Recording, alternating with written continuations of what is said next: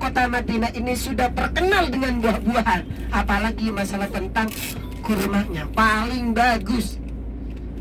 Kemudian Rasulullah hijrah ke kota Madinah. Akhirnya Rasulullah berdoa kepada Allah, ya Allah, kota Madinah jadikanlah yang makmur, sentosa. Kemudian tambahkan masalah tentang kesuburan pohon kurma dan semacamnya. Akhirnya sebelum Rasulullah hijrah sudah memang terkenal masalah tentang kurmanya, apalagi ketika Rasulullah tambah megah masalah pohon kurma. Dan di situ ada namanya kurma Nabi, atau yang disebut kurma ajwa.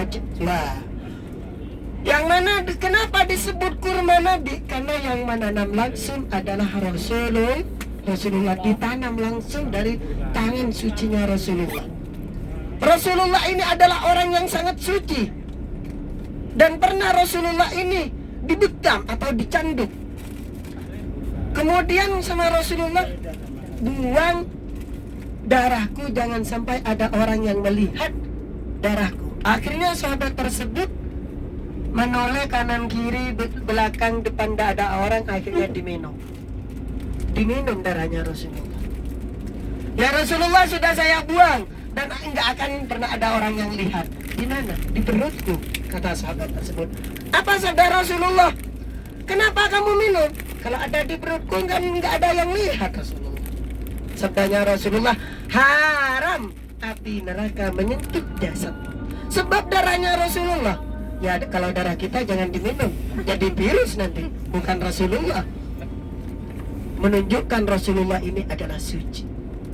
Rasulullah adalah khatamul anbiya. Kita tidak pernah memboking. Ibu kita, keluarga bapak kita tidak pernah boking kepada Allah. Ya Allah, saya jadikan umat Rasulullah. Enggak pernah.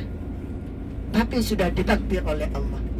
Dalam hadis qudsi, laulaka ma khalaqtul aflaq ya Muhammad, andaikan tidak ada engkau Muhammad, Saudi, Indonesia, semuanya tidak akan saya ciptakan. Bahkan neraka dan surga diciptakan oleh Allah karena Nabi Muhammad. Saking istimewanya. Dan surga yang memasukin pertama adalah Rasulullah. Dan Rasulullah tidak mentang-mentang langsung masuk surga. Saking cintanya Rasulullah kepada kita, Bapak Ibu, masih nunggu di Siratal Mustaqim. Coba kita, bodoh amat yang lain, yang penting saya masuk. Beda dengan pikiran Rasulullah. Ini sebagai contoh kepada kita semua. Kalau kita kepingin dekat dengan Rasulullah, kepingin kita masuk ke lapangan Rasulullah, Allah sudah memberi jalan keluar kepada kita. Pingin surganya dekat dengan Rasulullah, kita mau masuk ke lapangan Rasulullah, Allah sudah membuka jalannya. Ada yang tahu enggak? Kalau ada yang tahu, saya kasih hadiah. Hadiahnya apa? Hadiahnya masuk ke pohon kurma nanti. Ada yang tahu enggak? Ada? Kasih tahu enggak ya? Mau kasih tahu enggak ya? Udah, enggak usah ya. Istirahat aja ya. Allah memulaikan duluan. Kalau engkau ingin masuk ke rombongan Muhammad, ingin engkau dekat dengan Muhammad, ingin engkau selalu dekat dengan Muhammad, masuklah. Allah memulaikan duluan, kemudian Allah tidak cukup dengan itu. Malaikat diikut andilkan. Tidak cukup malaikat diandilkan, kita dimasukkan oleh Allah. Innallaha wa malaikatahu yusalluna 'alan nabi ya ayyuhalladzina amanu sallu 'alaihi wa sallimu taslima. Itu maksudnya.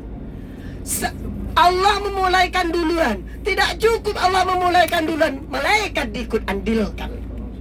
Tidak cukup malaikat diandilkan. Ya ayyuhalladzina amanu sallu alaihi wa sallimu taslima. Bagi orang yang iman kepada Allah, iman kepada Rasulullah, ingin masuk ke lapangan Rasulullah, ingin masuk surganya dengan Rasulullah, dekat surganya dengan Rasulullah, apa?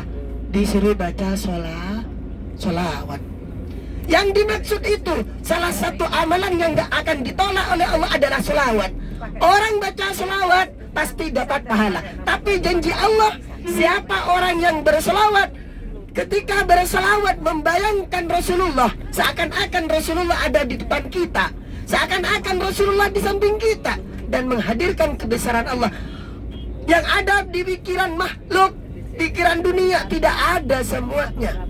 cuman yang ada kebesaran Allah dan Rasulullah. Maka janjinya Allah, orang tersebut akan dekat dengan Muhammad dan masuk ke lapangan Muhammad, dan saya akan angkat derajatnya. Amin ya rabbal